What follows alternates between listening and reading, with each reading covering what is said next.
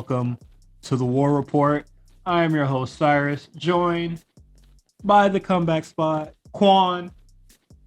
How you feeling, man? It's been a week. Both of our lives are moving, man. How's it going?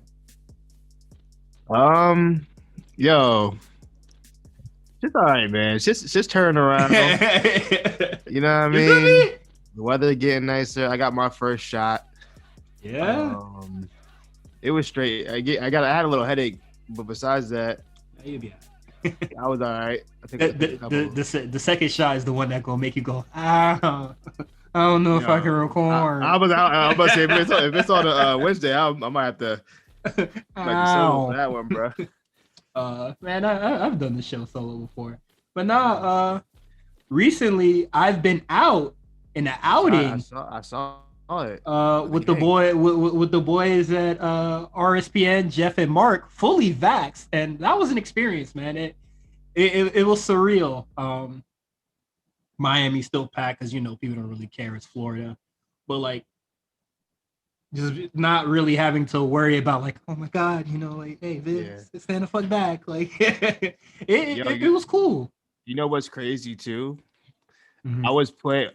There was plans. I was supposed to go to Miami that weekend as well too. Oh wow! But I ended up not being able to go because some other shit happened. But that would have been wild if I had the whole gang would have been there. Whitwood, Gramps. That would have been a blast.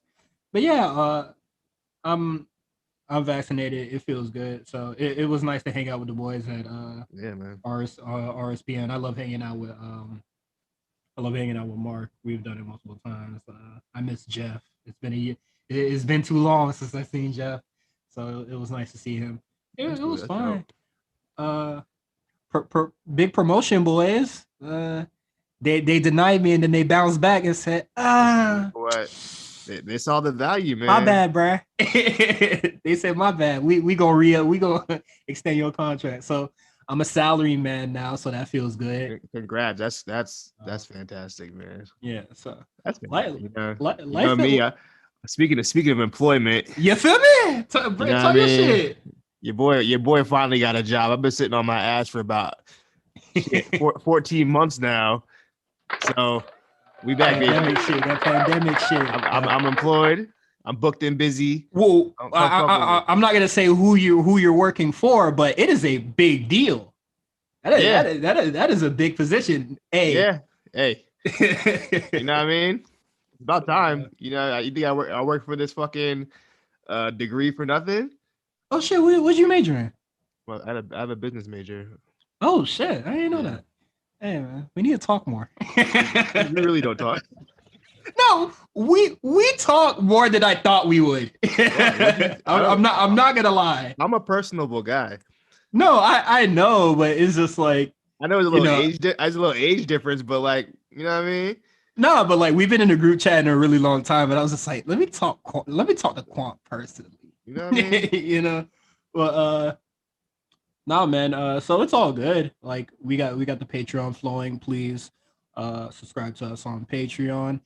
I don't have it up, but if you want to be on this show at any point in time, you would have to pay a pretty nice sum on the Patreon. The website is not loading fast enough for me to check it out. Come on. Also, I don't have the login, so $50 you could be on the War Report, and I definitely think that you want to like get in on it after like an AEW pay-per-view or a prediction show for something fun. You can just PayPal me low key if you want to just PayPal me. Don't do that. You know what I mean? Supporting a Patreon gets you cool shows like Spot Callers that with me, myself and Justin, which came back earlier this week. You can listen to us talk about Hardcore Heaven 1999. That was a really fun show. I don't really watch a lot of ECW shows, so it was nice to come back for that. Normally when I don't watch, NXT, WWE, or AEW, whenever I want to watch like independent stuff, I usually go across the pond. Like I'll usually watch like stuff in Mexico, UK, Japan, stuff like that. So it was cool to just see a big bit bit of history. Yeah, I'm gonna So, listen to it tomorrow at the gym. yeah, so you can go on our Patreon and you could hit the $5 and then you can listen to that. We have a lot more stuff planned for spot callers, and you get episodes of the War Report, a show early, and you get a little extra content on there as well. Talk about a little extra topics, which I think one of our big Patreon topics will be coming on later on in the weeks. I think after Blood and Guts, I think we should probably talk about like an old takeover that we talked about before. But yeah, man. Let's get into the trenches, man. There's a lot of bit of news that I picked out. Shout out to the Daily Smart. Shout out to Rich. Um, if you don't want to follow any some of these weird journalists out there on Twitter, you can just follow the Daily Smart on Twitter and just really get all your news without any of the weird problematic fluff that a lot of these journalists gives out on Twitter. But let's get into it. So over the weekend, for some reason, Kenny Omega defeated Rich Swann for the Impact World Championship. How do you feel about this, Quan? Because I spoke about it before on the Spot Callers episode, but I want to know how you feel about it. I'm gonna be 100% honest with you. I didn't watch the match. Oh no, I didn't either. But I was about to say no, but like, just Kenny winning in general, and now belt jerking. Hey, it sounds like Impact getting hoed. If we're gonna keep it a stack, big stack. I mean, like if we're really looking at this relationship, this forbidden door that was open, it seems like only one side's benefiting. I think the forbidden door comment is like strictly for like a New Japan partnership, but the doggy door, whatever it is, I don't like. Yeah, this is a doggy door, but yeah. What are we doing? Like, I don't. What is Impact gaining from this? Unless Tony Khan's like giving them some bread for this or something. I don't think bread is enough, because you pay, like let Tony Khan is sliding them the fee, but like I feel like you're losing way more stock than they needed to for this partnership. Mm-hmm. Like, I don't think this makes your roster look good at all, and I don't think it does anything for Kenny Omega.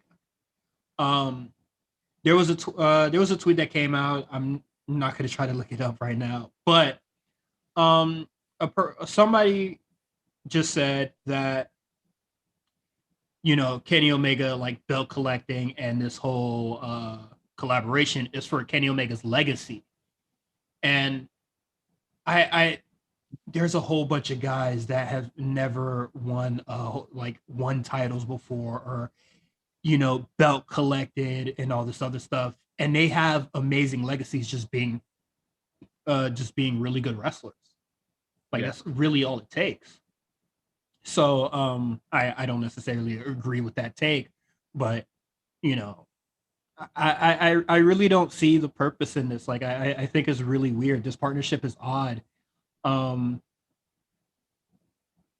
little bit of extra news that like came out after the Kenny Omega win. An Impact executive, Scott Del More, was just like, I hope Kenny Omega is ready for the responsibilities that it takes that comes with this prestigious title. And I'm just like, probably should have guaranteed that.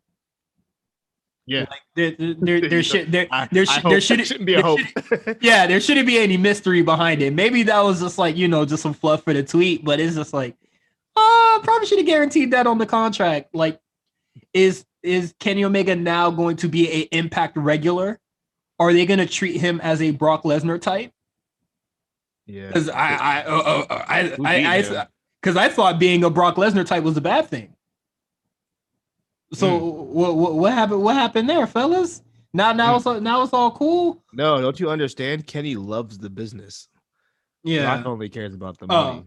Remember? Yeah, it's super silly, and a lot of people kind of, it was just like laughing about like, oh, Kenny Omega like won the championship and now you have to talk about it about this and that. I wrote some thoughts down that night, like my first reaction to it, and this is what I had to say. So this is past seconds right now.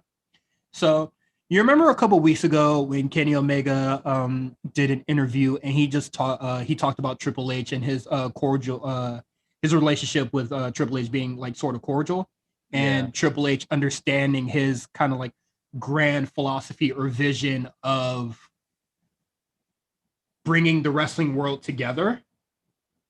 Like he wants kind of like this grand unification, and I don't think that belt collecting is that, and we're seeing with this partnership with Impact that what has Impact got from this? They get Kenny Omega, doing whatever, and the good brothers showing up, whatever. And then Private Party showed up for a little bit. That's it. That I don't really think that benefits anything. And then I forgot until the belt teleported on his shoulders that night that he is also the AAA champion as well.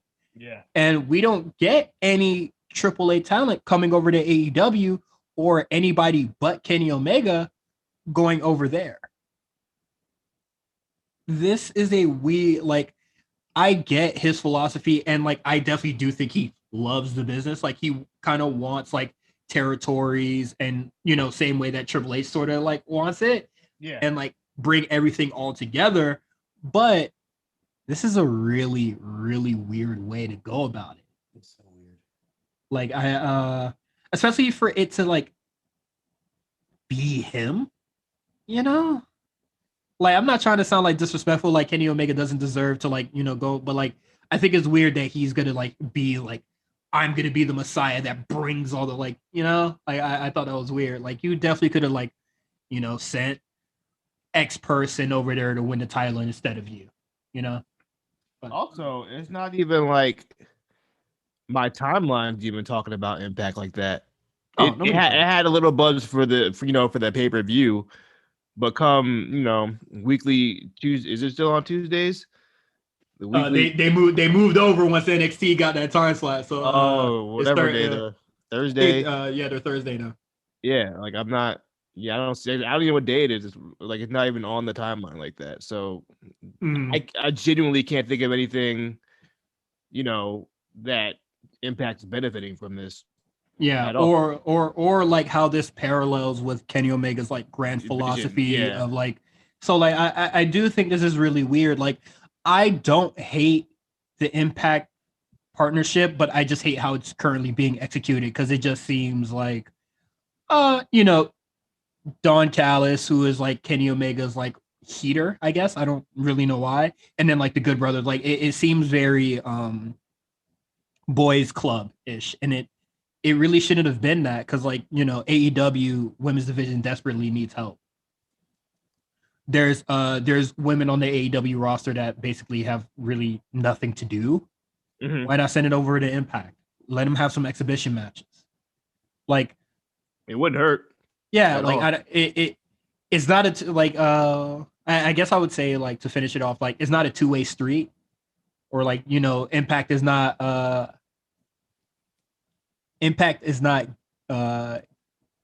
receiving what they're giving. I guess it's not a mutual exchange. Man. Yeah, they're getting.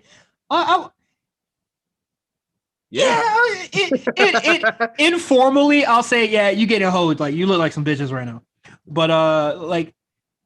I just feel like I don't know, like how is AEW like having such a stronghold over them? Like Impact don't die.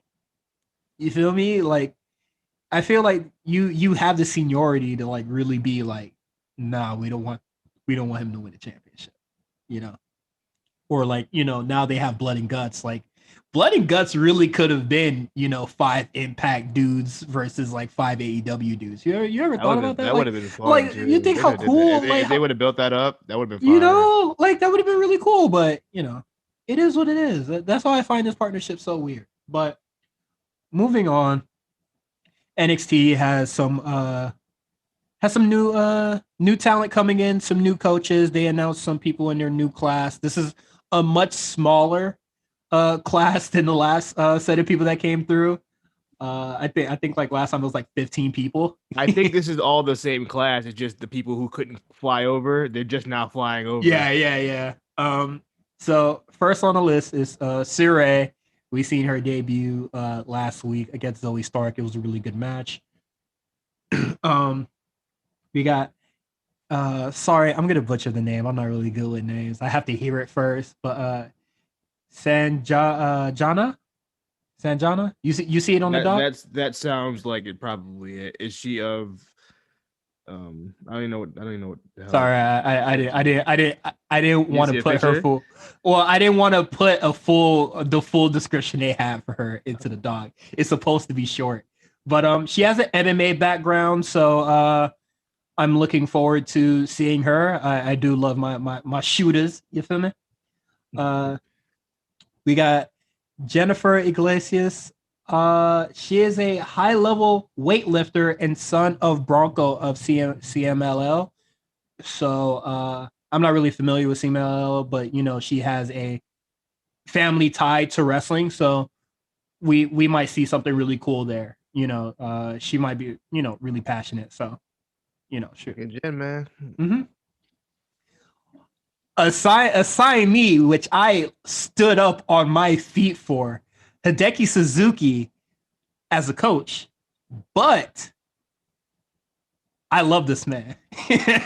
Now, explain to me who Hideki Suzuki is. Hideki Suzuki is he is a Japanese veteran. He has wrestled for places like BJW, which I know where that's where I know him from. Wrestle 1 in Japan. There is some wrestled everywhere in Japan for the most part. He is a phenomenal talent. He had a match against Timothy Thatcher not too long ago in Bloodsport where he beat his ass, and I thought that match was fucking sick. He's a real shooter. So if he could teach these dudes to really get on the ground and hit really hard, I'm looking forward to that. I can't wait to see what he teaches these people. Hey, he's not even that old. Yeah, he's only 41. He's only 41, and whenever somebody signs to the WWE, you get those edgy people, or they're just telling jokes. They're just like, "Oh man, I can't believe he retired," and then he found one of those tweets and was just like, "I didn't retire. What do you mean?" Like he doesn't get the joke, but yeah, super funny. I think he's a really good performer. When I saw his first match I think it was the first episode of Spot Callers, actually, I was amazed. I gotta look out for him. I gotta go YouTube him. I'll send you the match. Some really good stuff. I think he's really good. I bet. Matt Farrelly.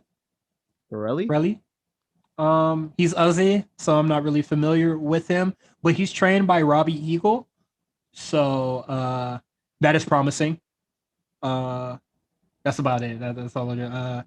WWE has really been tapped in to the New Zealand, yeah, and I think that's cool. Like I do too. Because I remember in an interview, I reference this interview a lot, but I remember in an interview way back on Talk Is Jericho with Will Ospreay. I know this is a very strange people to go back to in this current day and age, but Will Ospreay was talking about how the Australian wrestling scene has not been really tapped into.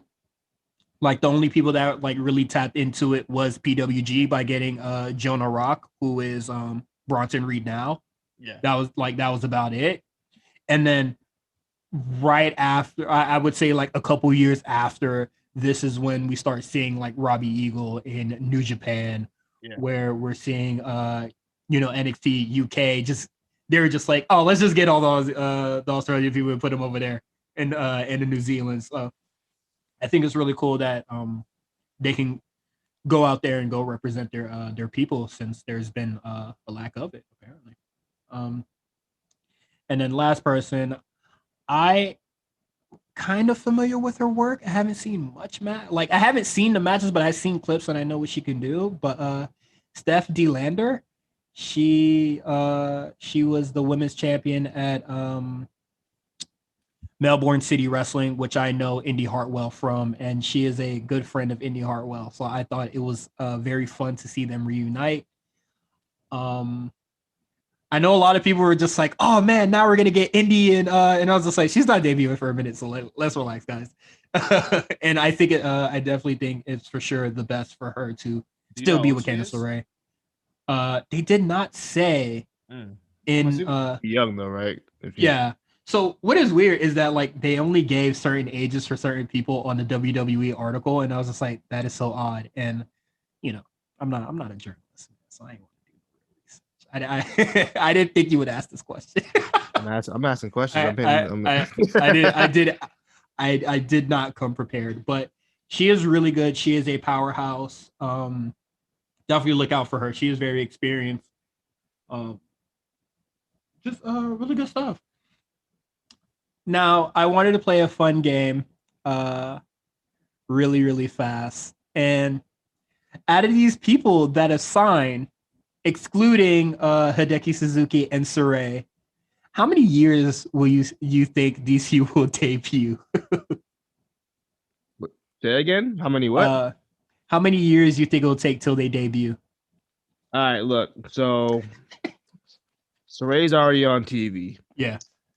Sanjana, she had the MMA background. So I'm going to say I'm going to give her about early 2023. Maybe a little even sooner than that. It might be late 2022. Mm-hmm. I'm just going to say 3 years. Wow. Okay. Does she have any experience at all? Do you know? No, I'm not familiar with it. Okay. I seriously just took what was in the WWE article. All right. Jennifer Mitchell Iglesias, long name, high level weightlifter, daughter of Bronco. I'm assuming she has some kind of background in the ring. So yeah, probably like a year. Yeah, I'm gonna say a year as well. Because NXT, low key, if they throw her with with Legado del Fantasma still around by then. Because think about it, Santos is a second generation. He might be third generation. Yeah. I believe Mendoza's second generation. Mm-hmm. He might be. I don't know. I might have made that up. I might have just lied. But don't worry. It sounded good. Good friend of Nelson is gonna send me a text, and I'll be like, "Oh, okay." So yeah, I can see her not being. Being on TV pretty soon. I can see her debuting very soon because there's not a lot of powerhouses. Like right now, I would say it's just Zoe Stark and Raquel Gonzalez. So Mercedes too. Mercedes is kind of she's a bully. Well, Mercedes Martinez, when I say powerhouse, she doesn't, she don't have that look. Well, not the look, is that she's not really manhandling anybody like in a Brian Cage-esque kind of way. Got you. So more into like since I watched the WCW show, you feel me? More in the Taz kind of way, you feel me? I feel you. Okay. Matt Farrelly. Yeah, maybe in a tag team. But he'd be a tag team with fucking. Actually, he'll probably debut like in a couple months as a tag team, and then he gets the long delay. NXT this is what NXT does. Yeah, they'll put you on TV for a jobber match real quick, and then you'll be gone for 6 months, repackaged as a whole new character. That's usually what they do. Yeah, let's see how good you sell real quick, man.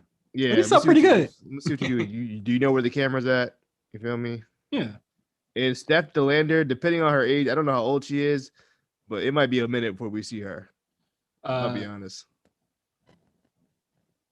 Yeah. I don't know nothing about that girl. I don't know how much experience she got. I would say she is a former champion, but on the okay. Okay, then maybe not. I'm not sure if she wrestled for Shimmer at any point in time, but if she even like set a toe in the Shimmer ring, we'll probably see her very soon. Yeah, we are so unprepared for stuff. Let's see. Well, like, I can't retain. I really can't retain all this information with the way that life is, how fast life is going right now. Also, life is lifing, man. Also, it makes the docket very cluttered. So it's hard to read through when we're doing the podcast. So while you're looking up her age, I just want to talk about. I was looking at this, see if she wrestled in Shimmer. Okay, just go to Cage Match and just put her name. I'm literally. She has wrestled in Shimmer. Oh, that's it. She's debuting tomorrow with Indy. Mm-hmm. She's debuting tomorrow. All right, now we know. But no, that's nice. And in very sad news. Well, I think both these news are sad. Oh, I didn't finish the last docket, but I'll just say that Sadie Gibbs retired earlier this week. She is a stellar British talent. She was on AEW for a little bit during that really, really odd time where women were getting like 3 minutes on the show and possibly like 6 minutes on Dark. She had was she the one who had the pre-show match with Britt Baker? She called her a dentist. That from the dentist she started? No, that wasn't Sadie Gibbs? No, that was B. Priestley. Yeah, B. Priestley. That's right. Okay. She was just like, "You're a fucking dentist." Bought her up with that one. But Sadie Gibbs, her time in AEW was very short-lived. Very unfortunate. I was a big fan of Sadie Gibbs in Stardom and a lot of the stuff that she did in the UK. And she talked about her AEW departure on the Chris Van Vliet show way back. I must have missed this when it initially happened, but she basically says that when the pandemic started, there was a lot of UK talent. They're most likely working on a visa, so they couldn't really keep them, and they will be losing money that way. And they got rid of all of their UK people except Anthony Ogogo. And I think that's because he's most likely like paid his fee to like join the Nightmare family and stuff like that, or the Nightmare Factory, for the school and stuff like that. So I think it would be fucked up to like for him to pay his enrollment fee for the school, and they'd be like, yeah, you can't stay here. Yeah. So I get it. They definitely could have kept. I think the AEW could have definitely kept her, and she could have done some really good stuff in the women's tournament. But so sad to see Sadie Gibbs go, man. I was a really big fan. I hope she gets some bookings. I hope the UK. Oh no, she's done. She's done so. Yeah, she is. She's out the game. When I caught this news, I went on Instagram and I saw she was like selling like protein powder. I said, "Yep." Hey, you know what I mean? Best of luck in all future endeavors. Yeah, man. Please come back. Sadie Gibbs, if you hear this, please come back. You're a phenomenal talent. Go to NXT UK, man. I know. Hey, man. I know a lot of people have problems with NXT UK, but it ain't with the women. I like you. I like NXT UK, man. But I understand the scene out there is a little nasty. Yeah, just a little bit. Their reputation is absolutely shot. Fuck all those guys. But hey, man, Sadie Gibbs, go have a match with Mako Satomura. Hey, I want to talk about. Yeah, that'd be nice. Oh, go ahead. I want to talk about something we left off the docket. Oh, what happened? Your boy Drake Wirtz, man. Oh yeah. Hey. I was asking you to save it when we went to NXT, but yeah, we could talk about it right now. Did you put it on the NXT list? I didn't even. No, I didn't, but I was gonna drop it in like yo ass just did right now. So hit him up, Quan, because look, man. Look, you might have to go, bro. For those who don't know, former head referee of NXT, Drake Wirtz. My man is full crazy, full loco. He's a big Q believer. If y'all don't understand what Q is, QAnon, that's what it is. QAnon There's actually a great docuseries on HBO Max that I've been watching, but it's wild. Basically, the basis of it is that like the Democratic liberals and the elites in the Hollywood are a bunch of pedophiles, and all this is a conspiracy for pedophilia and whatnot.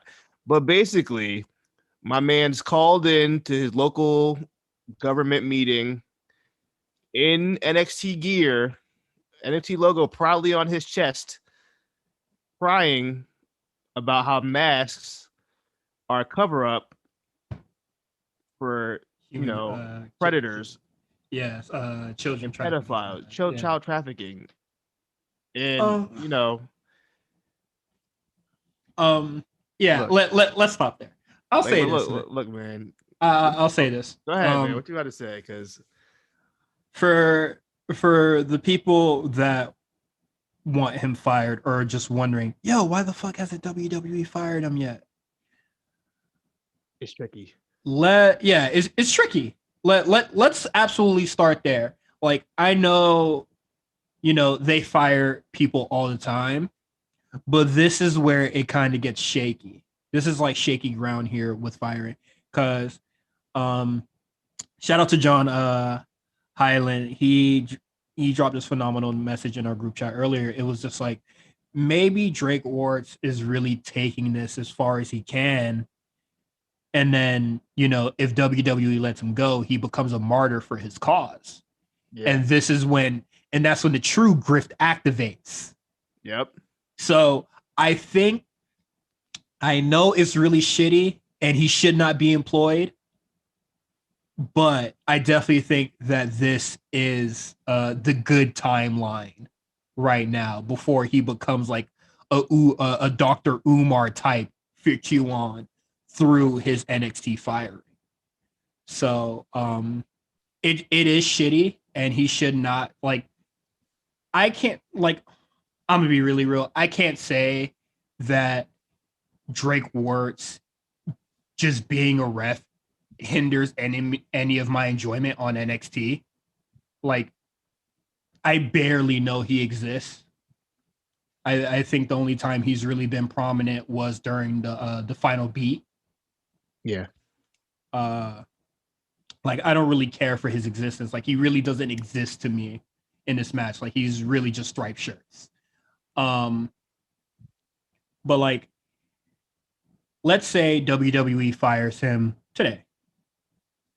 Now, this is where he gets the lawsuit for wrongful firing.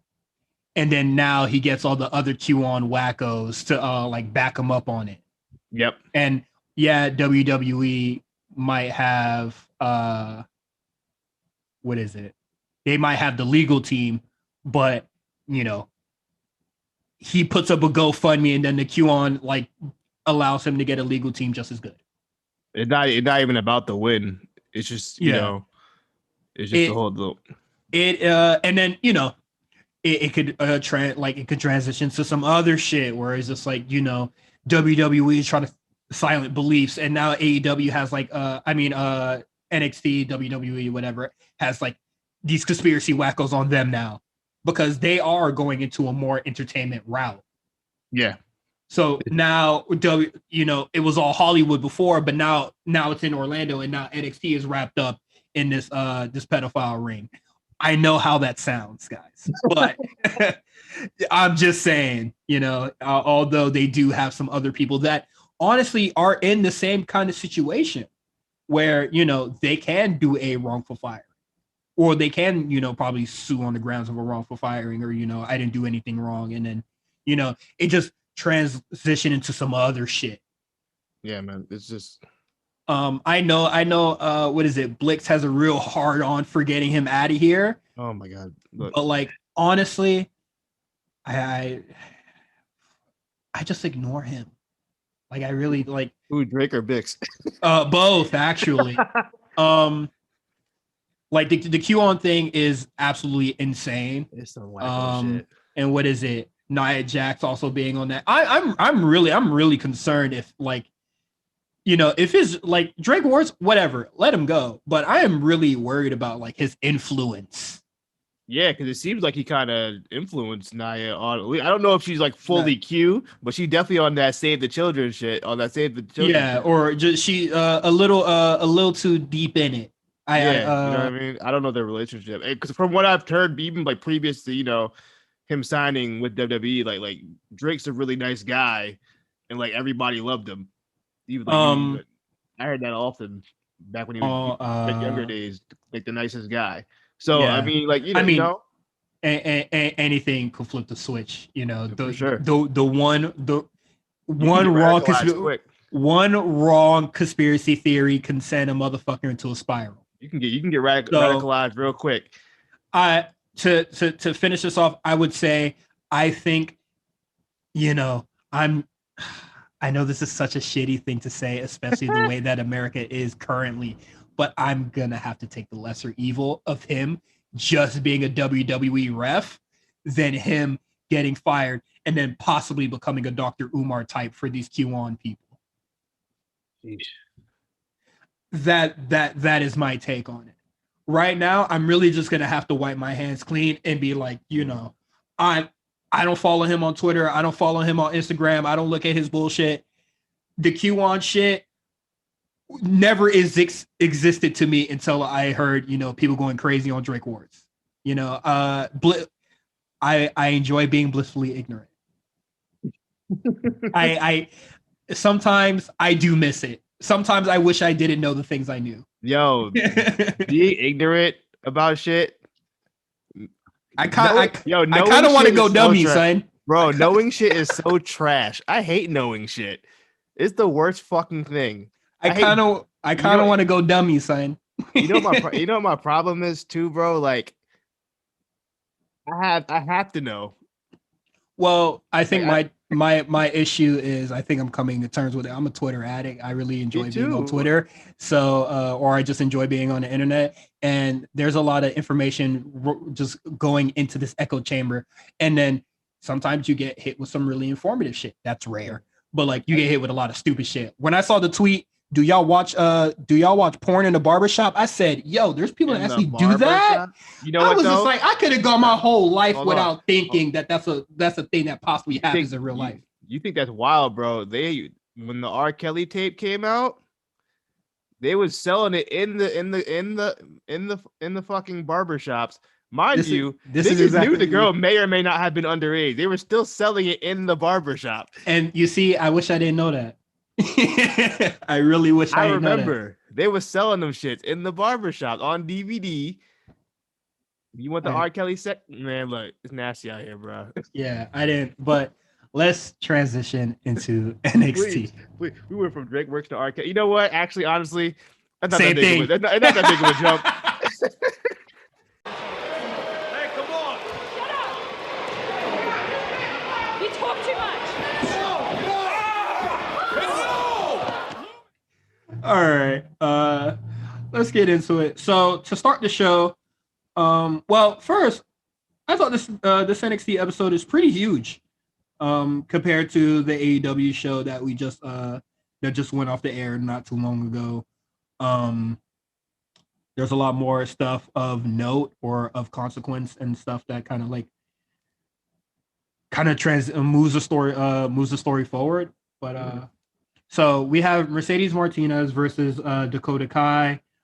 I thought this was a really stellar match, and I'm really good that Dakota Kai didn't eat a pin here, and they just went with the disqualification finish. Which I'm not mad at because NXT doesn't do that a lot. If this was like an episode of Raw, I would have rolled my eyes at that. Oh, I would have been sick. Yeah, but because NXT doesn't do that often, I was fine with that finish. Mm-hmm. And then and now we'll be getting Raquel Gonzalez versus Mercedes Martinez in 2 weeks' time. I think that will be very interesting. That should be a really fun match. Mercedes Martinez is going to make her look like $1,000, and I think that's going to be great. Yeah, that's a great first opponent for Raquel to have. Yeah. So next match, which I thought this match was it was really cool. Then a whole bunch of bullshit. Like I seriously blinked and then a whole bunch of bullshit was happening. But we got Austin Theory versus Bronson Reed if Bronson Reed beats Austin Theory, he will have a championship match. He will have a title opportunity for Johnny Gargano's championship. I don't know why they did it, but Candice LeRae and Johnny Gargano copying Karrion Kross and Scarlett last week by standing in the dark. I was just like, why are you guys doing that? They love doing that too. I really do like the way. I think it's goofy and fun. And I thought Theory just coming out behind it. It was like, hey man, what are you guys doing? Because like I was absolutely thinking the same thing. Like, you guys are being weird right now. Indy Hartwell is the emo daughter right now. She is very sad. Is this because the flowers came to them, or did something happen last week that I missed? That's where I thought. I was like, did I miss something? Were there some YouTube exclusive that I missed? Yeah. Like, why was she upset? Why is she upset? Did she see the segment where Shotzi and Moon got the flowers? Is that like what's going on? Yeah, that was really weird. I didn't understand what she was pouting about. I was hoping you did. No, I didn't. I must have missed something, because initially I thought, oh, Frankie Monet is the one giving them the flowers, blah blah, this and that, introducing herself and stuff like that. Yeah. But like, I don't know. She was very sad. I definitely think that should have been Candice LeRae, because she literally got jumped last week because Indy abandoned her for meat. Like that definitely should have been Candice LeRae's emotion going into the match, but it is what it is. How'd you feel about Theory and Bronson Reed? Just like, just the match in general. I did enjoy the match. The right person won. Is who I expected to win. A lot of shit happened a lot of stuff was going on. I'm thinking about it back in my mind.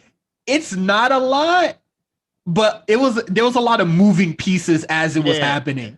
So you have Indy Hartwell getting in the ring, having a back and forth with Dexter Lumis. I don't know how. You got Theory about to indirectly hurt Indy by trying to go after Bronson Reed, and then you have Gargano trying to cheat at the same time. Yes, and I did like that Bronson Reed blocked the final beat, or the slingshot DDT, whatever Vic Joseph called it. But I thought that was really cool. But I don't know. I thought that was so weird. And then after the match, Candice LeRae was just like, "This is Shotzi and Ember's fault." I was like, "Oh, huh?" Yeah. What they had to do with it, bro? Yeah. Also, and then you had, like, even on top of that, you got LA Knight in the cut. Yeah. I saw how you had eyes for me, Indy. It's like 5 storylines going into like one. It's hitting that the AEW food web, like NXT is usually in a chain, but now is webbing together all these different moving parts and pieces. There's and I thought much going on. So yeah, it's so odd. Dexter Lumis just coming out. Hey man, you go if you want Indy back, bro, you gonna have to bust out some dance moves. Hit the what is it? The Chris Brown when he was following the chick at the park. Flipping the hat. Yeah, you gotta hit that. Yeah, gotta hit that motherfucker, bro. No, imagine that. Wow. But transitioning to that, it happens later on the show. But Ember Moon is supposed to be having a match with the Rob Stone brand, Aaliyah and Jessica Maya. Thank God it didn't happen. Unleash Jessie, man. Unleash Jessica Maya. I know she got it in her. She's good. She's good. I've seen her praises many times before. I'm a big fan. Shayna Baszler made her look like $1,000 when she was in Miami. I thought that was fantastic. But the match doesn't happen. Indy Hartwell and Candice LeRae come out. Well, first, Ember and Shotzi are about to enter the ring, and then gifts came out, or a nice fruit basket and some bouquets and some cupcakes, and then Indy Hartwell and Candice LeRae come out and be like, "Those are for me," and I thought that was really cool. That I still think that the relationship thing between Lumis and Indy Hartwell is really weird because it really just came out of nowhere. But show us some range. show us some range, man. You know what's great? It's like the number 2 storyline on NXT right now. Yeah, it's what is it? It's the trash TV that like what was it? Paul Heyman was like doing for Raw for that little bit, but like it's not a little milder. Yeah, it's not as wild. It's a nice sweet flavor. It's not too spicy. You feel me? It's not hitting no Jerry Springer territory. But Shotzi Blackheart, I mean Candice LeRae and Indy Hartwell are just beating the hell out of Moon and Shotzi, shoving cupcakes in faces, and just I think who she cracked fruit basket. Who she cracked in the face with the fruit basket. Yo, fruits hurt, son. Yeah, fruits hurt, son. Got cracked her crazy with that joint. But also I thought it was really funny that the Rob Stone brand are just like, we won the tag team titles, and they're like funny as fuck. Chaos. That was bad. But Cyrus, insanity. I'm gonna ask you a question. Would you rather get hit with a fruit basket or some tomatoes? Because the tomato, that's just like an insult. You know what I mean? Like, okay, with a tomato. So it would really have to depend what's in the fruit basket. But I would say I would just like to get. Just hit me with the fruit basket. Because multiple tomatoes, it might hurt after a little bit. A fruit basket is like a one-shotter. You feel me? I can bounce back. You know, Raw. In kayfabe terms, is allegedly a rotten tomato, which makes it even worse. No, I might actually get sick. Just throw the fruit basket at my head, dog. just crack me in the head with the shit. I'd rather take one huge punch than a whole bunch of little punches. You feel me? So, next week we'll be having a street fight between Black and Moon versus The Way. Candice LeRae is 0-2 in street fights. Let's start there. And I think it's really really something that they are putting Indy Hartwell, who doesn't have much experience, which not a bad thing, but like in a street fight like this with a lot of like moving pieces. So I can't. The people she's working with, she doesn't need to do much. You know what I mean? I'm gonna tell you. I'm waiting to see how she interacts with that. I've never seen her use weapons before. Did she use it during War Games? That's not enough for me to. I don't know. Sorry, I just know Indy Hartwell is a very like technical wrestler. So like, I'm gonna tell you now. Shotzi's dying. Candice is dying. It's gonna be like they're gonna go all out. I'm assuming it's gonna main event. Oh, I hope they main event. I think it'll be really good. And I think they're gonna go nuts. Especially, you think they're gonna be some kind of like, yo, we gotta outdo Britt versus Thunder. I mean, to the best of their ability, obviously they can't do, a bloody face. I mean, they could. Oh well, they could. Indy just says, "Fuck it, cut us a little bit. Look at the camera. That's all it takes." You know what I mean? But hopefully they do. That is a great match to try to gauge the people for. It might just be as violent, but not as bloody. And I think that's I think a lot of people are gonna like probably put the Britt Baker in because the blood stuff. Yeah. And Britt Baker just that moment is what people really remember. That like that's the Avengers Assemble shot. You feel me? Yeah. Her with the blood on the face, even over her eyes. Really good stuff. But I'm looking forward to the street fight, man. I can't wait to see how Indy Hartwell do. And shockingly enough, these motherfuckers would never make it into the main topics of the NXT section. But Drake Maverick and Killian Dane are doing something in Imperium that actually has me interested. I am very invested in this. And the match was good. Yeah, and the match was really good. I absolutely was hating after the first commercial break. I was hating. I'm not even gonna count. I was hating. But also, shout out to Drake Maverick for wrestling with his pants halfway off his ass for half the match. That's impressive too. Hard. That boy was sagging like Boozy, bro. he could have zipped his pants back up. He said, "Nah." They were beating that boy out his shorts, bro. Oh shit. But I would say the turning point of this match for me was it looked really dumb to me, but when Drake Maverick was like scooting back to get the tag to Killian. Yeah. So why are you scooting back like that? Like I thought it was like, if you were so worried about Killian Dane not being there, wouldn't you want to check if he was there first before even trying to go for the tag? Yeah. Like, I thought it was weird. But I like that they did the swerve where like you thought, okay, he's gonna be upset because Killian Dane's not there. He loses the match. Right? I'm so glad they didn't do that. And they put me with something else completely shocking with Alexander Wolf not hitting Killian, like showing hesitation with the chair. Yeah, it was fantastic storytelling all around. Whoever produced that match and put that together. Yeah, absolutely. Hey, man. Kudos to you, man. That was what's your address, man? I want to say to you an edible arrangement. Like, you made me care about Drake Maverick and Killian Dane for like one night. That is like absolutely like, that's some cool shit to me. Yeah. But even after the match when Imperium wins, whatever, you know, I saw Martel Bartel giving Alexander Wolf a look, you know, like, hey man, what was that about? Yeah, like I can't wait to see where that goes. So you better hope Walter ain't see that, man. Hey, if I was Imperium, I'm Imperium with life, bruh. I'm not trying to lose this jumpsuit, bruh. But the main event, which a really good match. I thought this was fairly tame until the very last like 4 minutes of it. Once the power bomb spot happened, that's when chaos turned up. That's when shit turned up. Chaos. Oh, yeah, okay. MSK versus MSK with Kushida versus Elgato del Fantasma.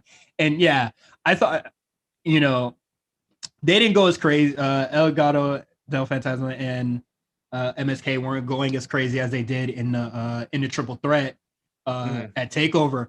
So I tweeted like, "Yo, this is fairly tame for a 6-man." You know, like they didn't, you know, because you know AEW normally goes, you know, they start doing the spot for spot really quick. Yeah, you know, and everybody outside do a front flip, you know, all that. Yeah, shit. and you know they do the spots first, and then they do the wrestling, and then they go back to it.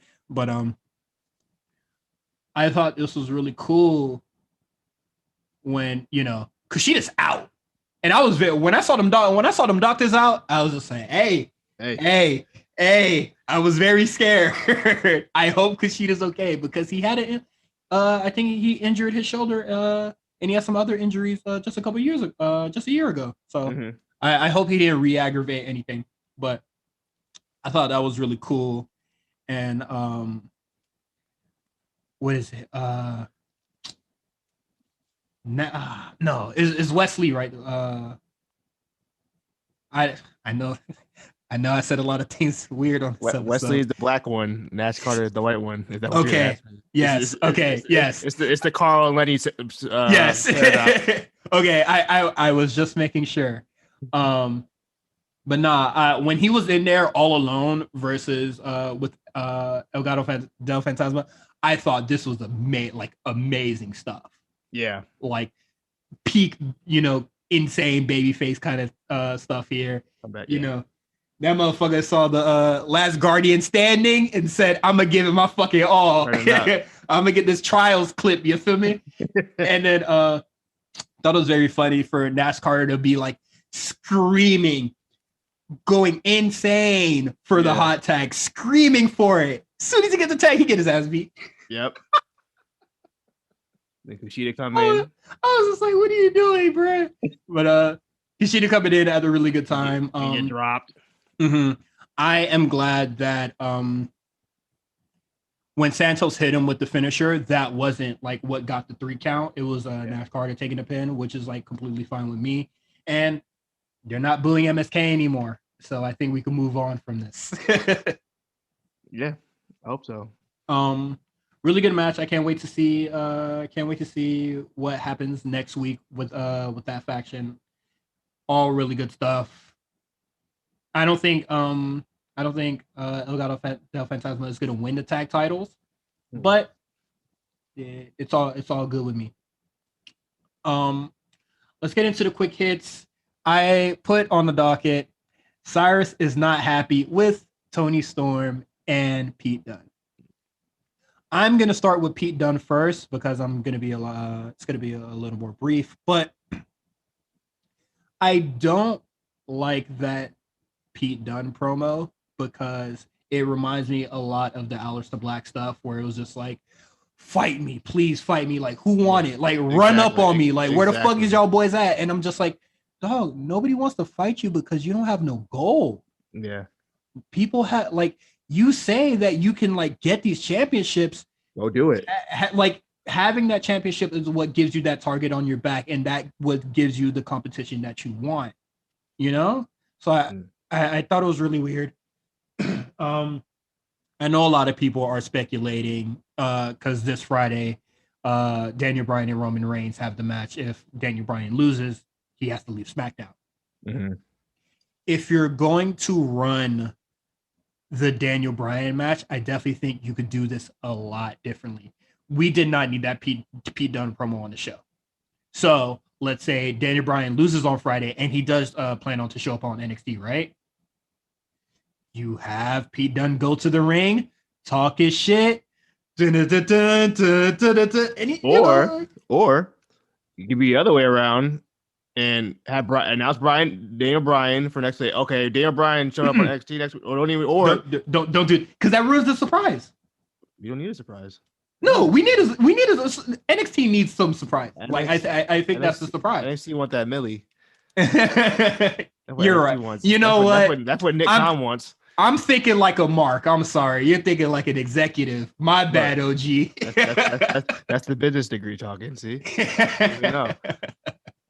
But right. So say Daniel Bryan visiting, the Capitol Wrestling Center, whatever. As soon as he comes out, he doesn't get to talk. Pete Dunne comes out.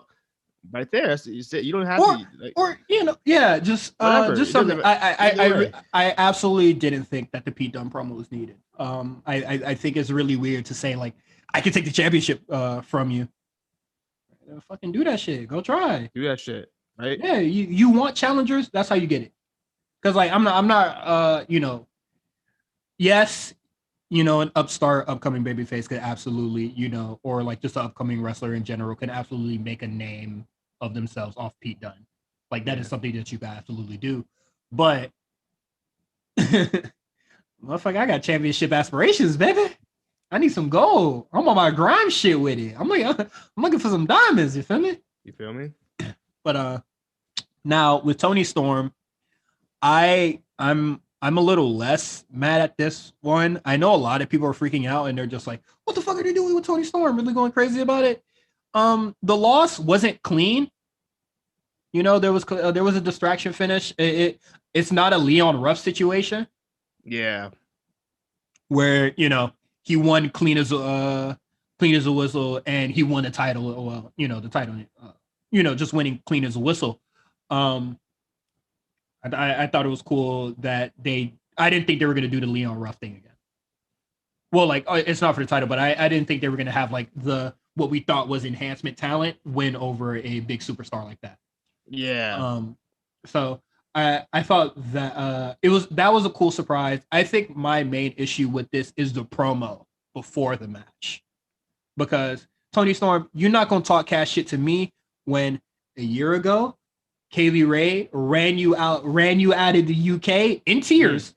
You have no wins under your belt. You lost the EO twice. You don't really have any momentum to really be talking this cash shit. Yeah. And especially after losing to Zoe Stark at the TakeOver pre-show. So I think it's cool that they're going to run the match. They're like, they're going to run the match back because, I think Zoe Stark and Tony Storm are definitely going to get some much needed character work out of this. That's what I was going to say. Because they could already work, but like they need some character work. That's what I was just going to say that about Zoe Stark, bro. Like it's Ember Moon all over again. Like, yeah, you can work. Yeah, you got to look. But like, no personality. What are you? What's your reasoning for anything? And that's why I think a lot of people have like this kind of like weird. Well, I wouldn't say it. It's completely justified. Like they're just like puzzled with the Zoe Stark booking because it was just like you haven't established any character with her yet, but she's getting all these wins. We don't know anything about this woman.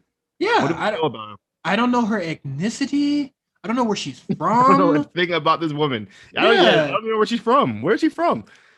Yeah, come on, go. Hey, Vic Joseph, Wade Barrett, I love y'all, man. Y'all gonna have to step it up, man. Yeah.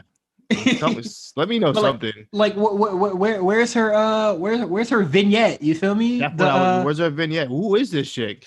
Yeah, so I think so. I'm a little less mad at it. I think they are in their own little universe right now, and they're going to uplift each other, or they're gonna both move upwards. But I do think that it's weird for I think it's really weird for Toni Storm to have this sort of character with like no wins in the past like 3 months. Like that, it's very puzzling to me. But there's a segment on the show with Grizzled Young Veterans. I was very surprised they gave them mic time. Not that they're bad on the mic. I was just very surprised by it. And Timothy Thatcher and Tommaso Ciampa come out. It is so good to see Timothy Thatcher again. I damn near cried when I saw that gray shirt. He fucked the chant up though. He fucked the song up. He said it backwards. Who cares? I care. I don't. That's one of the best chants in wrestling. He fucked it up. I like how he quoted the pay-per-view where it happened to still fucked up the chant. Yeah, all that research to fuck it up. Yeah. But it is what it is. I'm looking forward to this match. It should be good. This is definitely a number one contender match without them saying it. Yeah. So we'll see how that goes. I think it's gonna be a banger. So yeah, they're gonna hit hard too. Mm-hmm. Finn Balor was in Tulum, Mexico. You feel me? The with the wifey, the hottest spot in town in the pandemic. You know what I mean? He backed up. He could. Yeah. Shit. We'll see. Just because he on the on the ad don't mean he Hey man. There's a lot of people promoting flat tummy tea, but they're not drinking it. I'll stop right there. To expose them. Say their names. Finn Balor will be on the show next week. Looking forward to that. Adam Cole is not done with Kyle O'Reilly, or he's not done with NXT, period. We will see. He'll probably be back in action at some point in time. God knows, but it's cool, man. He was talking that shit. Yeah, he was talking cash shit. Like, he was talking cash shit in the promo. I think he does the heel backstab, big baller. Like, he is a phenomenal heel, and I think I tweeted at the time during the promo happened. I think he does the big baller shit way better than Kenny Omega and Don Callis has been doing in the past couple weeks. Well, Kenny's a nerd, so yeah, it don't come natural. And Don Callis, I don't know. I think the Bucks flip-flopping and the Good Brothers being present is definitely what sours me on that. I definitely think like it could have been a little more condensed, and if it wasn't like John Moxley involved again, it probably be just like a lot different. But yeah, will Adam Cole be back in action? Who knows? We'll see what happens. So there was a vignette that happened and a GIF that dropped on Twitter, and it had a lot of people concerned. And I would just like to say, people, real fucking lax. When you saw the Diamond Mine post vignette, how did you feel about it? So I didn't watch NXT live, so I just so happened to be on Twitter and I saw something that said Diamond Mine, and then I saw people quote tweeting it by saying, "Oh, Tessa Blanchard's on her way." Why do they keep doing this? Okay, but like, when was the last time there was like a surprise in NXT. Yeah, like when was like when is that when does that ever happen?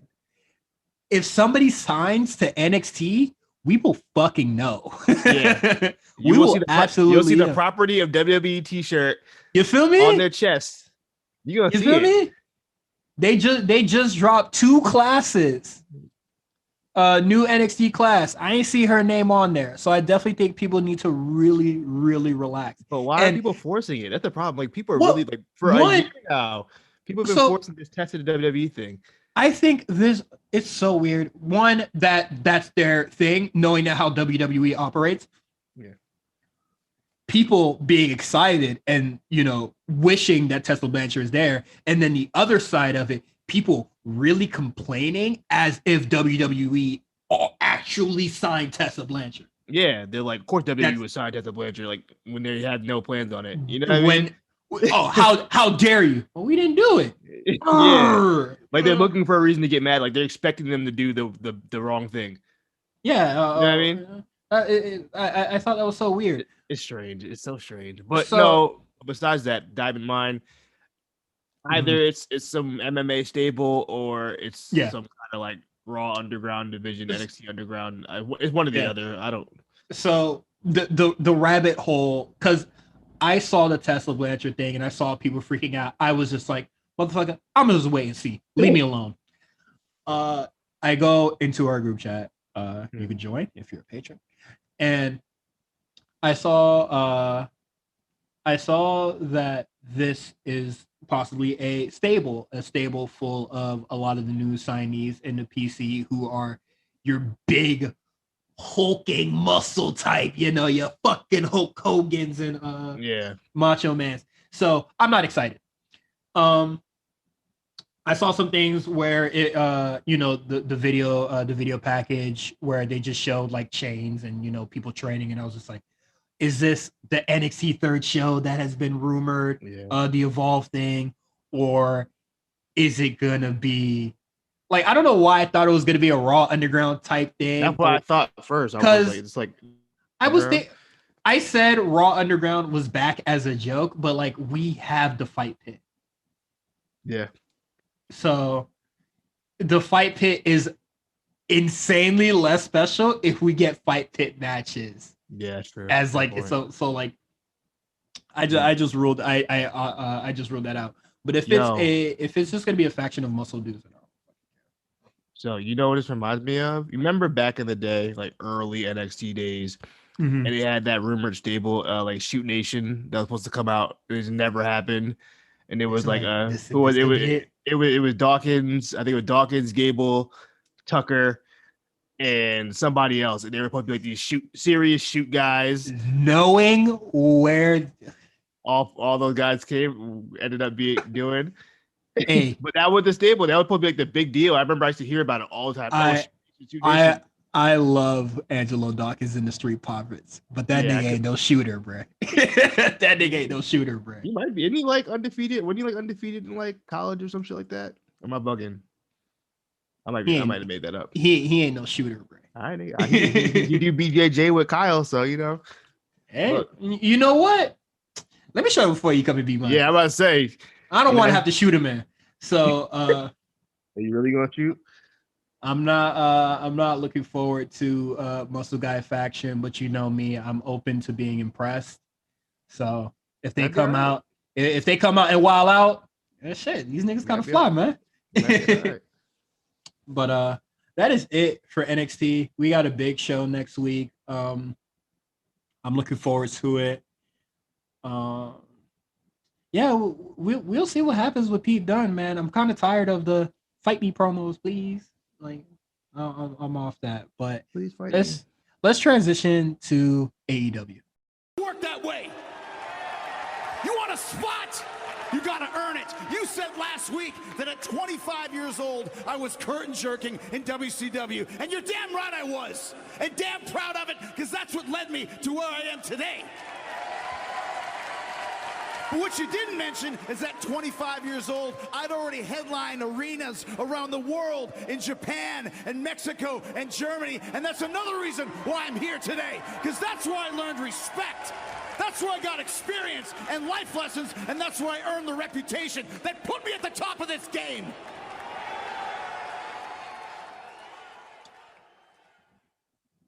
What is this episode of AEW, bro? This episode of AEW is a very odd one.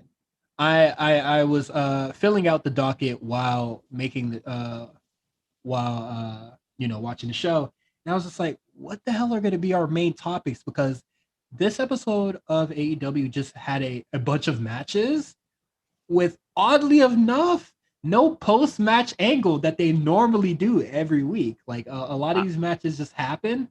I'm going to tell you right now what happened with this episode. They were like, we have a week before we have to do Blood and Guts. We need to fill this week of TV time. And you know how I know it's some bullshit episode?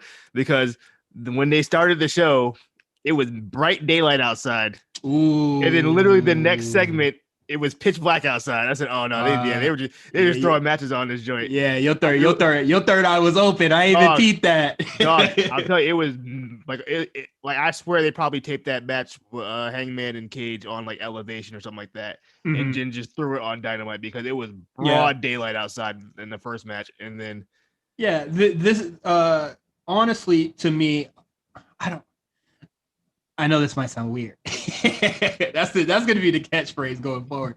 But we got a random go home show, even though we knew that Blood and Guts was coming.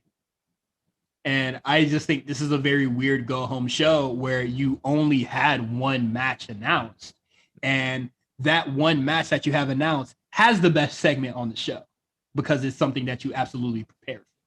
Yes.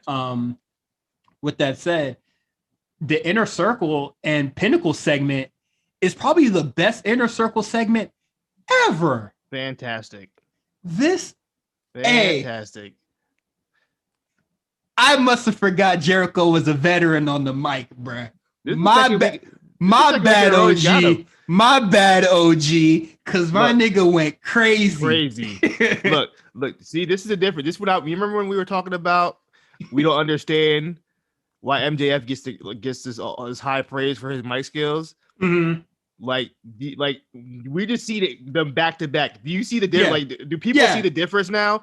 You see the difference between somebody who like you feel me? Does this shit? Somebody watch Iced Out. You feel me? The other one not that polished. You know what I mean? Like MJF tried to talk his shit. He tried to get his bars off. Jericho said, "I'm gonna show you how to really do this." Yeah. And I felt what Jericho was saying. I felt it. You know what I mean? Jericho hit that. He was talking to the working man. I worked 25 years for this shit. That's why I can do what I do. This is why AEW is what it is. That's why I'm the first champion, nigga. From fucking Japan, Mexico, headline on that shit. Yeah, I was curtain jerking, nigga, but look where the fuck I'm at. And I thought that was the best shit that AEW has done in a very, very, very long time. Just outstanding stuff, man. That was a really good promo for Jericho. And I thought it was nice that everybody else got a chance to talk. Because we didn't get Sammy barred Sean Spears up too. Killed him. He had no chance. Murked him. When I was in the kitchen and I heard you was a failure at your last job too. I was just like, all right, shit. We had to go there. Yeah. I can think of a lot meaner bars, but I'm not gonna say them right now. But I thought this was a really cool segment. Not everything's perfect, but I think my only gripe with this sort of thing is that who wins here? I think Pinnacle should probably win this match. But where does that leave the Inner Circle? I don't know. Come on, business major. Fuck if I know. When I was thinking this during the show, when they were going back and forth, they were just like, we're gonna like dominate your squad and then like, be the new faces of AEW. And then I was just like, Sammy Guevara and the Pride and Powerful haven't really got much footing on AEW yet. So I think it would be very weird for their faction to like sort of dissolve before they, they really got any accolades. You think they're gonna dissolve? They lose? Oh, well, they make it seem like that. Oh, well, I just think that it'll be really weird because like neither of these groups really have a lot of accolades under their belt. So it's kind of weird that, they're coming to a clash like this to more or less disband one another. Like, between both teams, there's one champion each. I'm counting the tag team, or I'm the tag team championship as one. But like, there's two champions on both spots, and that's like about it. Yeah. So I like, like you said, they might not disband, but like I do think it's weird that like it just seems like it's all like it seems too early for this match is too big for the Pinnacle to lose. They've done nothing so far. Like they have to establish themselves as an actual like threat. And the Inner Circle, they are prominent on the show, but there's no true accolades under their belt besides Jericho's solo achievement. Yep. So that's where it gets a little weird there, but I definitely thought this segment was really, really good. I did like the Jericho promo. Barred him up. There's levels to this shit, and MJF ain't there, man. I quoted that Jay Electronica verse. What he said, you talk real smooth and you play the part well, but that shit energy you're giving off, it feels unfamiliar. We need something realer. Real hip hop. The Jericho hit him with the little beat diss to Joe Budden, bruh. Hey, really barred him up, but barred him up on that too. Some other stuff for the quick hits. The Forbidden Door is not open, and once again, it is not one of the A players that everybody thought would be coming to AEW. Yuji Nagata, Blue Justice. Blue Justice will be coming to in 2 weeks to face John Moxley for the IW US Championship. That's cool. I forgot you had that, to be honest with you. Yeah, so that's why I'm not really excited for it. I do like Yuji Nagata. I think he's one of the best older individuals on New Japan. Like I think him and Suzuki are definitely the two best up there. I do like Satoshi Kojima, but like he's not one of my favorites. It's cool. We'll see what happens. I'm not gonna get super excited for this because once again, the Forbidden Door is open, but like not an A plus player is not coming out of there. So It is what it is. Darby Allin faces beats 10 for the championship, and honestly, I'm bored with this title right now. Like how it's been quite some time since Revolution. I think Darby Allin can enter another story. Mm-hmm. And I do think it's weird that we have a lot of people on this show just having matches when they could be, kind of forming a story or, something around Darby Allin right now. Because, the open challenge thing needs a story. Well, at the end of the match, he did get jumped by what's my man's name? All Ego Ethan Page. So that's not enough. I guess that's the story for now, at least. We'll see how it goes. If he has the match in the next couple of weeks, if Ethan Page has the match, I'm not fucking with that. Like I do need some story to build from this. Yeah. I just need a story to be attached to. Like I'm bored of the open challenge thing. Yeah. This episode of Dynamite was just so inconsequential, man. Yeah. But with that, we can get a quick hits real quick because I do want to talk about Hangman Page versus Brian Cage. And I don't really understand the result of why. So you've had Hangman on this winning streak for so long. He's 12-0 this year. Literally became your number one contender without saying it, and then you had and then you have Brian Cage beat him clean, straight up, in like a 10-minute match. What are we doing? Booker of the Year, Tony Khan. I mean, look, you sent me that video of Jim Cornette talking about this situation with Ricky Starks. where Hangman Page was at a year ago compared to now, and I hate agreeing with Jim Cornette. I really it pains me. Justin sent me a clip of Jim Cornette talking about Hangman Page and Ricky Starks, and normally I do roll my eyes. I'm just like, oh fuck, Jim Cornette, why you want me to listen to shit, man?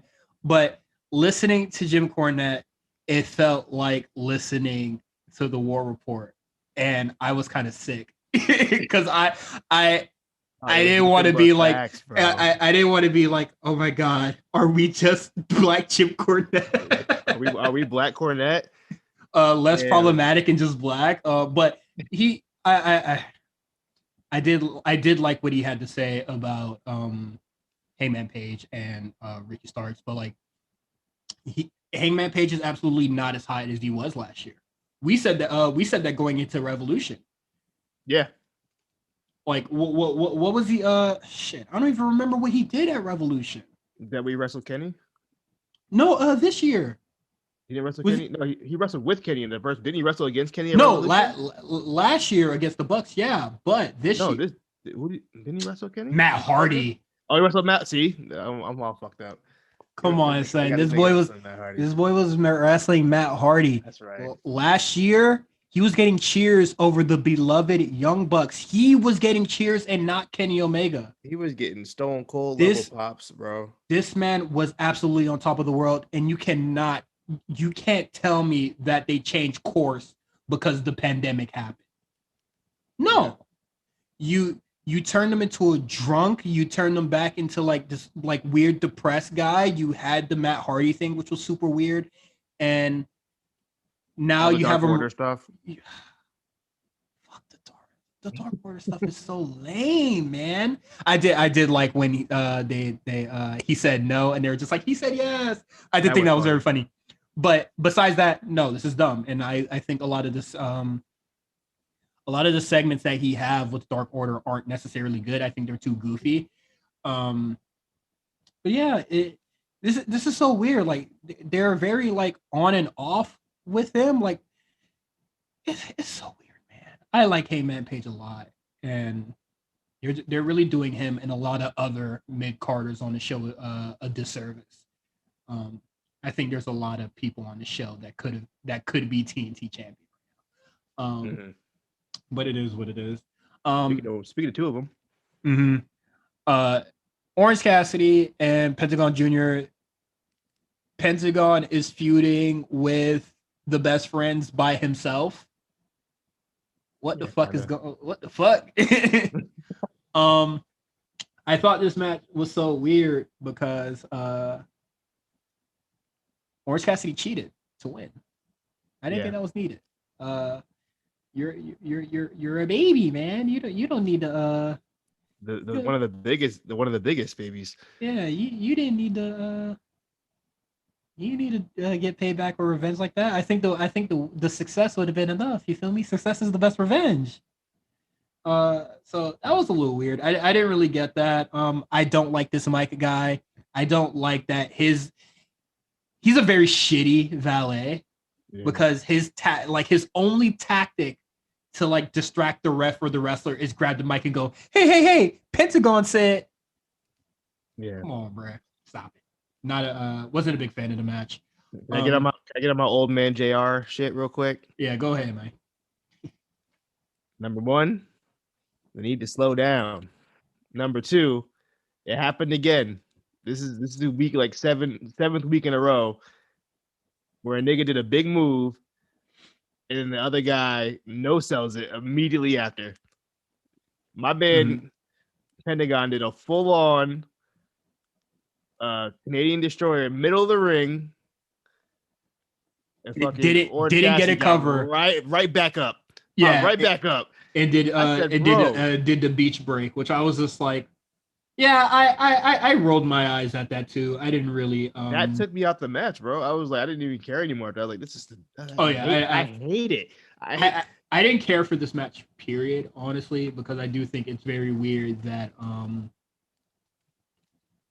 these guys are feuding again for really no true reason.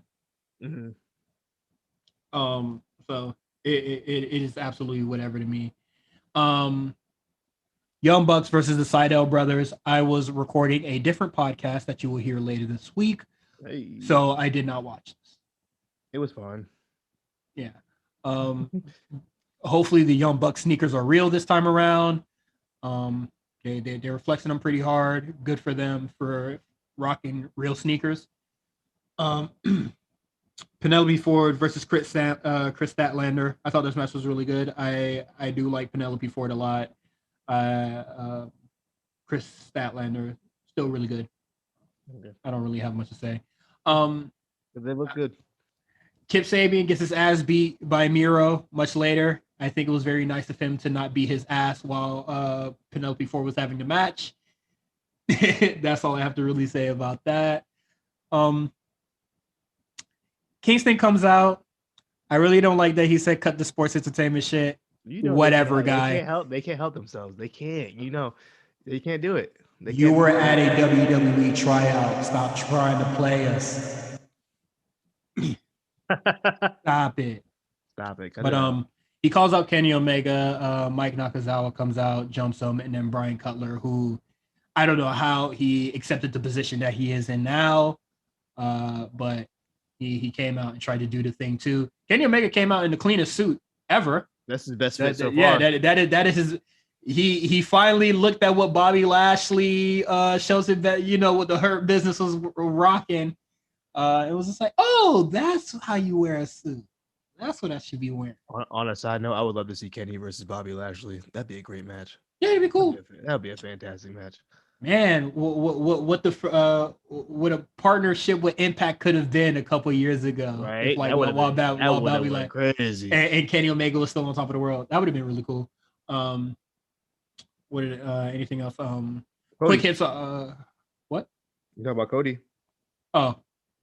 QT March, the Factory versus Nightmare Family, a 6-man tag match that once again no one asked for this fucking feud. I don't understand. Either way, at the end, the Factory, which is QT Marshall, Nick Camarado, and Aaron Solo, defeated the Nightmare Family. They went for the post-match beatdown. Oh, also somehow they stole Cody's ugly, khaki-looking fucking trailer. I don't know how they stole it. They like hijacked his whole truck. It was, I don't know. And then Cody pops out of the trailer. And he beats up QT Marshall. They fight on top of the trailer. It was, I mean, whatever. But Cody's back. When I was watching AEW and I saw that this match was next, I text Quan, I'm setting up the Zoom. I'm not watching this. I don't really care for it. QT Marshall versus Cody. That's going to be happening next week. I don't give a shit. Honestly, I really don't. If you're excited by this match, I want to know what you want. I really do. It's whatever. Jay Cargill, off the top of my dome, she was just like, "Fucking, I ain't signing nobody, man." So I think it would be really nice to just have her wrestle instead of doing these vignettes. I don't even know why you teased her possibly signing with somebody if she just wasn't. Just have she is. Oh, yeah, whatever. Put her in like Team Taz. How pissed would you be if they put her in Team Taz? Dog.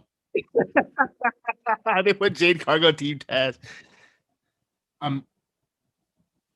We will not review AEW if that happens. I swear to fucking God, we will not talk about AEW if that happens.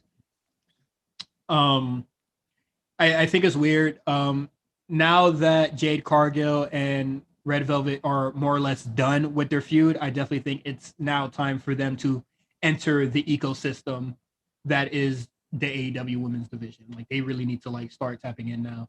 Same with like I know they had a vignette on the show, we didn't talk about it, but like Xia Li and then her crew, like I think it's time for them to actually get like caught up into the true ecosystem of NXT. Like let's start actually having them face other people. You know, the real beaters on the show.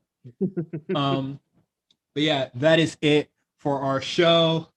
You can follow me Cyrus on Twitter at H_visibility. You can listen to Quan at the Comeback Spot. You can follow the A Show RNC Network on at the A Show RNC. You can subscribe to us on Patreon. We have a lot of cool shows coming up.